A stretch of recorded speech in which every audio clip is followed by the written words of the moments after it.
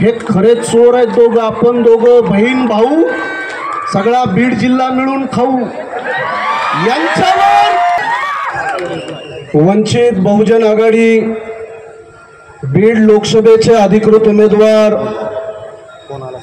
मराठवाड्याचे वंचित बहुजन आघाडीचे अध्यक्ष अशोक हिंगे पाटील यांच्या प्रचारासाठी आयोजित आजच्या या जाहीर सभेला प्रामुख्याने मार्गदर्शन करण्यासाठी उपस्थित आपल्या तमाम वंचितांचं बहुजनांचं आधारस्तंभ श्रद्धेय बाळासाहेब आंबेडकर या मंचावर उपस्थित पक्षाचे सर्व सन्माननीय पदाधिकारी आणि मला वाटतं फक्त 24 तासाच्या आत या ठिकाणी आज हजारो लाखोच्या संख्येने इथं जमलेला सर्व मतदार बंधू आणि भगिनींनो, 24 तासामध्ये, फक्त 24 तासामध्ये हा जनसमुदाय या ठिकाणी उपस्थित झाला.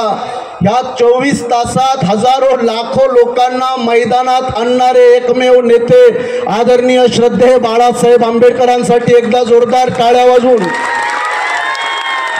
कारण महाराष्ट्राच्या राजकारणात आणि या बीडच्या राजकारणात काल बीडमध्ये नरेंद्र मोदी आले, अंबाजोगाईमध्ये आले.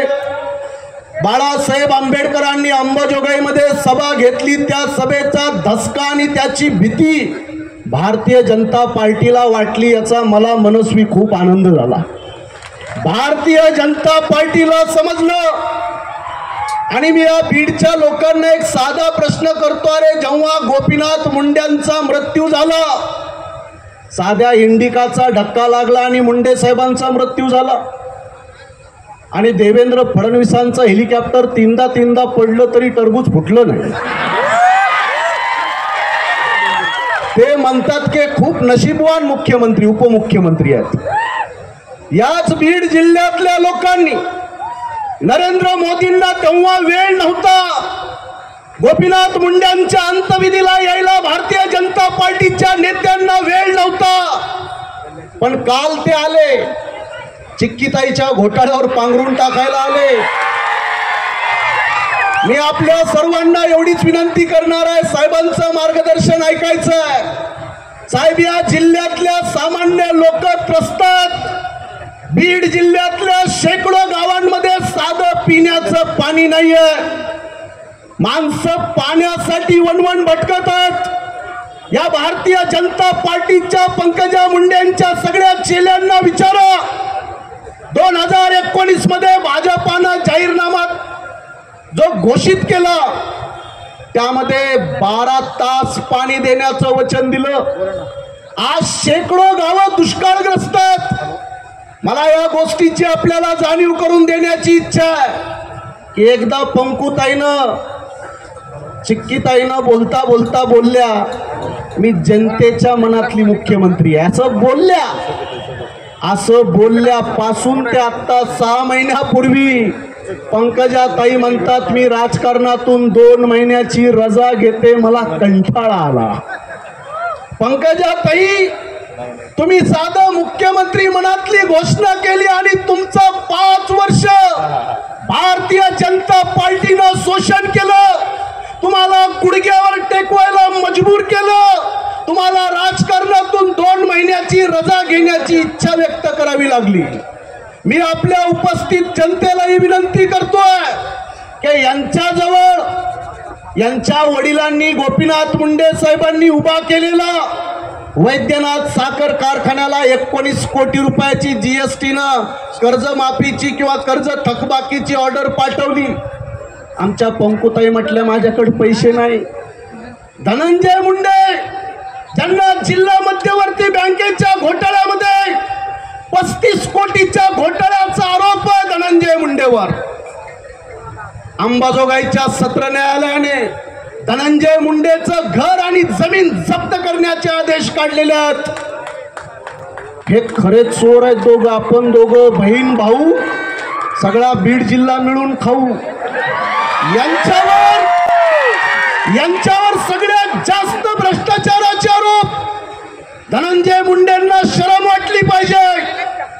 बर्दापूर मधलं जगमित्र सहकारी साखर कारखाना 100 कोटीच्या घोटाळ्याचा आरोप अरे ते घोटाळ्याचा आरोप लावतो भाजपाचा किरीट सोमय्या, बर्दापूरमध्ये ठाण मांडून बसतो, धनुभाऊची दुसरी मुलं बाहेर काढतो, धनुभाऊला सुद्धा गुडघ्यावर टेकायला मजबूर भारतीय जनता पार्टीने केलेला हे मनानं गेलेले नाहीत.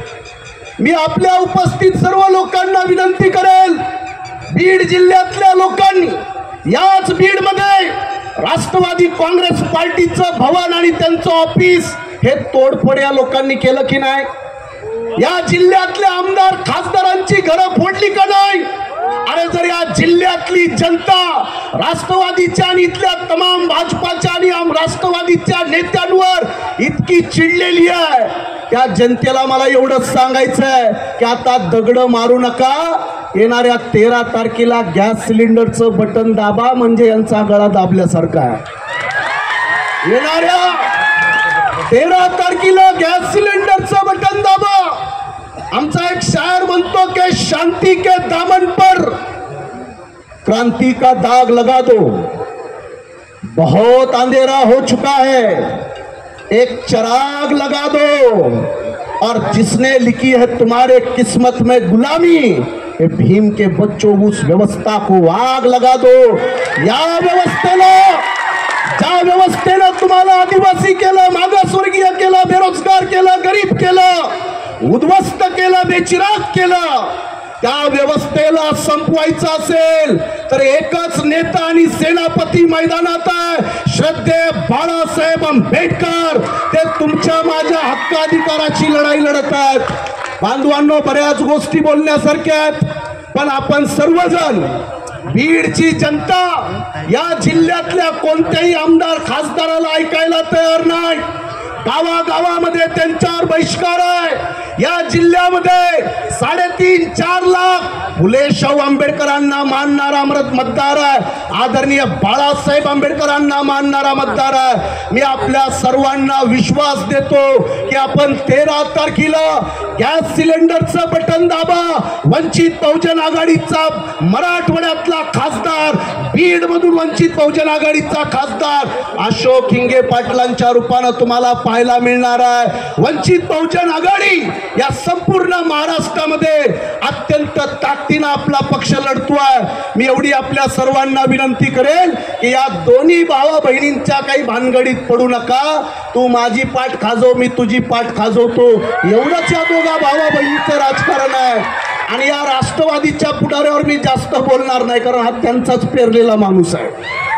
जिधर वडा उधर खडा, जसा आपल्याकडे रामदास आठवले असतो, जिधर वडा उधर खडा, तसा हा राष्ट्रवादीतला रामदास आहे. बजरंग बाप्पा आणि त्याच्या चेल्यांना मला एवढंच सांगायचंय, गल्ली बोळात भांडणं लागल्यास काही कुत्रे ढुंगणात शेपूट घालून भुकतात. बघितले?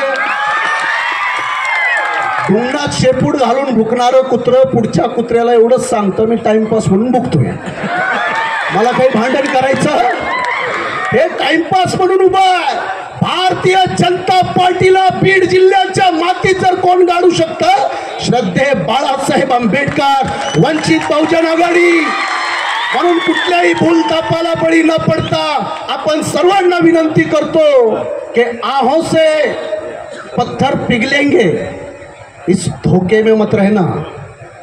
आहों से पत्थर पिघलेंगे, इस धोखे में मत रहना. कहीं तुम्हें इंसाफ मिलेगा, इस धोखे में मत रहना.